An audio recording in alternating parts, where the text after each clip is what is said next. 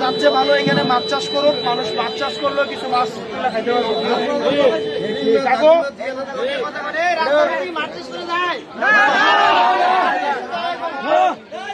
এমন অবস্থা এখানে হচ্ছে রাস্তার মধ্যে মাছ চাষ করতে হবে, এগুলা জিওল মাছ ছেড়ে দিবেন।